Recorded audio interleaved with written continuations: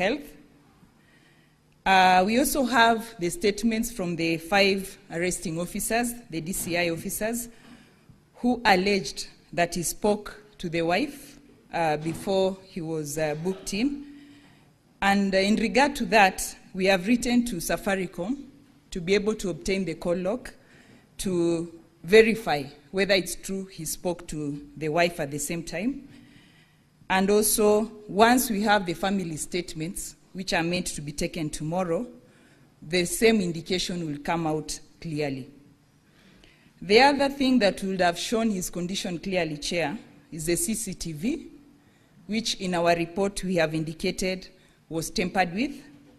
And from the forensic report, the forensic experts that we have at the authority, it's very clear that the CCTV was working, because the first thing the forensic expert and the investigating officer noted when they got into Central Police was that the power was not connected to the power cable of the CCTV was not connected to the socket.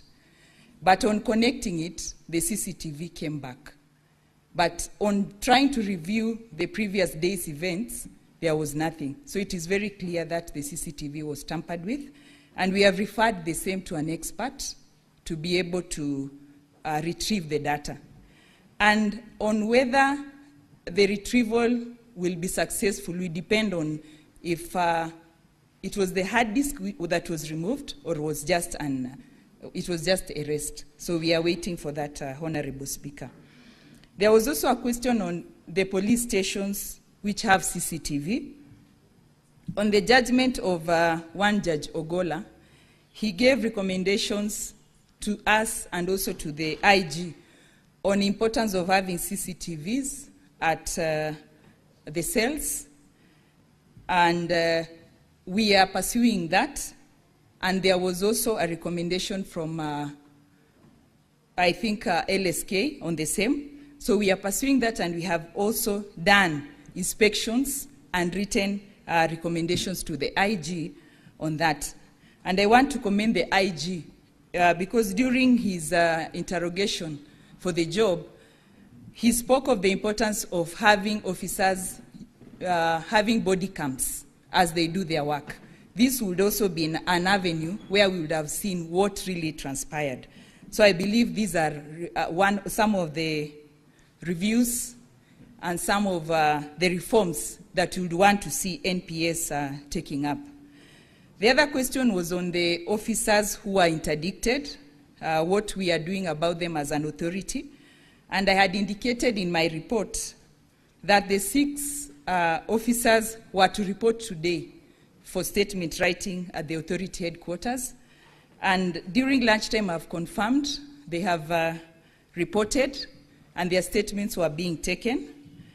8 of them, including the OCS, had already taken the statements. So of the 6, the authority saw 9 more, 11 more being persons of interest, who are officers who are also around in the Central Police Station, and they'll also be taken in for statement writing. There was also a question on how long we think as an authority we can give the same case to ODPP for prosecution.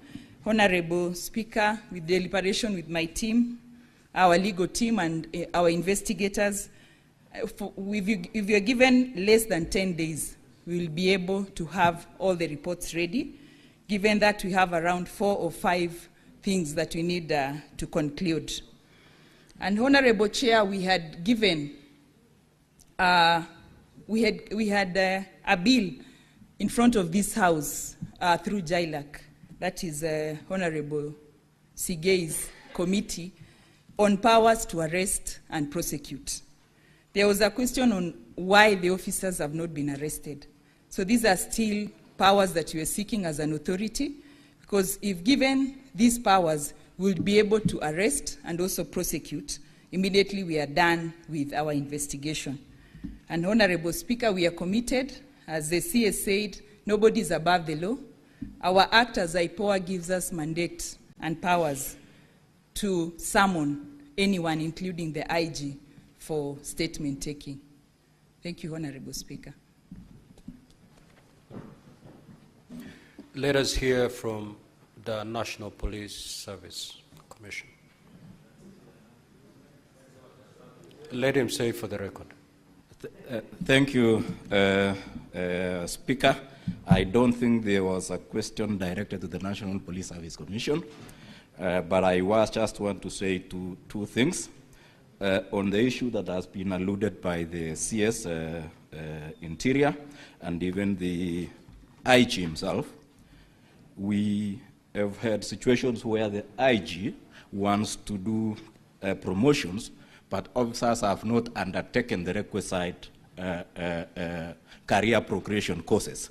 And when the CS says there is more need to try and pool resources so that these trainings can be facilitated.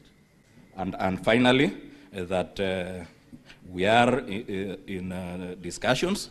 It's the National Police Service Commissions which approves the curriculum, and therefore with all the other stakeholders, once it is developed, then it is the mandate of the Commission to approve that curriculum if there are new changes. Thank you. Thank you, Speaker. Thank you. Now,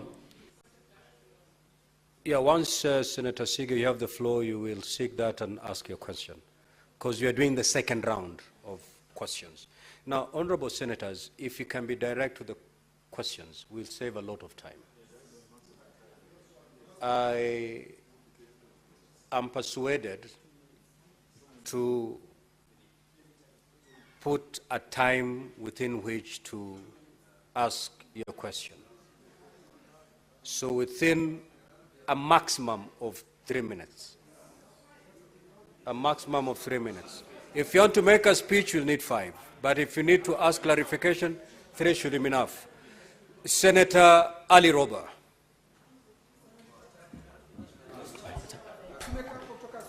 Senator Ali Roba. Thank you very much. Senator Ali Roba, just take your seat. I remember that Senator Nyutu had not concluded when we adjourned. So conclude.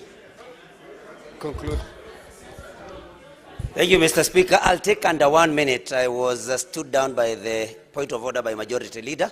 And my last question actually was to Ipoa. And I wanted to ask them how safe they are investigating people who have power to arrest and carry firearms. And Mr. Speaker, because I say this because Lawyer Willie Kimani was doing exactly what Ipoa does, and he lost his life. So what is the security guarantee for Ipoa? And DIG did not get my question, Mr. Speaker. He's saying that I claimed that investigation about this death has been speedy.